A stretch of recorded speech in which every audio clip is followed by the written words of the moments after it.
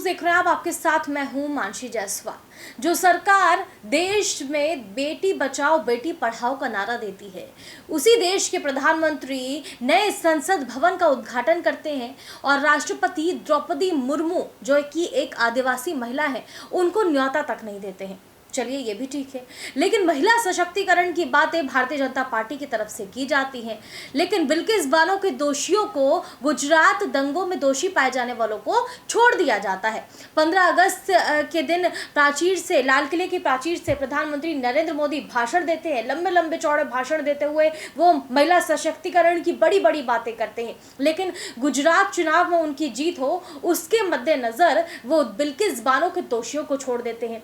वो भी ठीक है, लेकिन अपनी मां हीराबेन के अंतिम संस्कार में किस तरीके से तस्वीरें खिंचवाते हुए नजर आते हैं प्रधानमंत्री नरेंद्र मोदी, लेकिन आखिरकार अपनी पत्नी को वो अंतिम संस्कार में क्यों नहीं बुलाते, ये एक बड़ा आरोप लग रहा है।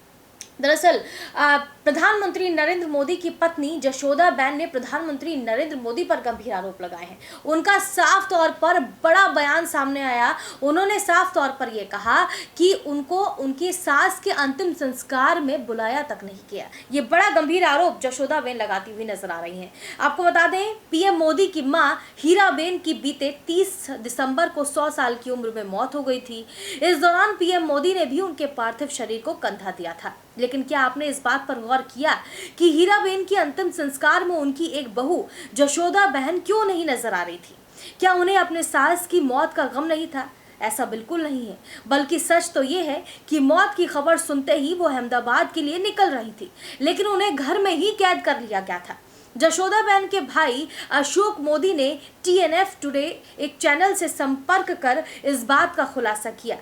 इस बात की जानकारी देते हुए उन्होंने बताया कि पीएम मोदी की मां के निधन के समय जशोदाबेन मोदी अपने घर पर ही मौजूद थी। जब उन्हें पीएम मोदी की मां यानी अपने सास के निधन की खबर मिली तो वो बेहद दुखी हुई। आनंद फानन में वो अपने भाई और भतीजों के साथ अहमदाबाद के जाने के लिए तैयार हुई, लेकिन जैसे ही उन्होंने घर से बाहर कदम रखा तो गुजरात पुलिस ने उन्हें रोक दिया। गुजरात पुलिस के लोग चारों तरफ उनके घर को घेरे हुए थे। पुलिस ने कहा कि ऊपर से ऑर्डर मिला है कि जशोदाबेन को घर से बाहर निकलने नहीं दिया जाए।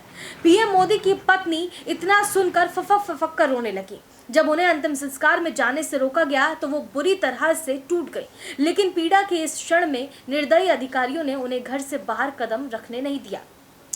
खुद पीएम मोदी की पत्नी ने, जशोदाबेन ने एक रिपोर्ट में दावा किया कि उन्होंने कैमरे पर कहा, जब मेरी सास का निधन हो गया तो मैं वडनगर जाना चाहती थी, पर सरकार ने गांधीनगर, महेसाणा और ऊंझा पुलिस से हमें अपने घर में नजरबंद कर दिया। जब मैंने पूछा कि हमें वडनगर जाने से क्यों रोका जा रहा है, तब इन पुलिस वालों ने हमें उत्तर दिया कि हम कुछ नहीं जानते, हमें तो ऊपर से आदेश है। ये घटना बताते हुए वो रुआंसी हो गई, यानी कि वो रोने लगी। अब सवाल उठ रहे हैं कि आखिर प्रधानमंत्री की पत्नी के साथ पुलिस ने ऐसा दुर्व्यवहार क्यों किया? किसके कहने पर उन्हें घर में कैद कर दिया गया? यानी कि अपनी ही सास के अंतिम संस्कार में जशोदाबेन नहीं जा सकी। तमाम तस्वीरें यहां पर सामने आई कि रोते हुए, भावुक होते हुए प्रधानमंत्री नरेंद्र मोदी नजर आ रहे हैं और ये कहते हुए नजर आ रहे हैं कि अपनी मां हीराबेन के जाने का उनको बहुत दुख है। तमाम ट्वीट करके वो ये बात कहते हुए नजर आ रहे थे। लेकिन सवाल ये उठ रहा है कि आखिरकार अपनी ही पत्नी को, अपनी ही उनकी अपनी मां के अंतिम संस्कार में उन्होंने क्यों नहीं बुलाया?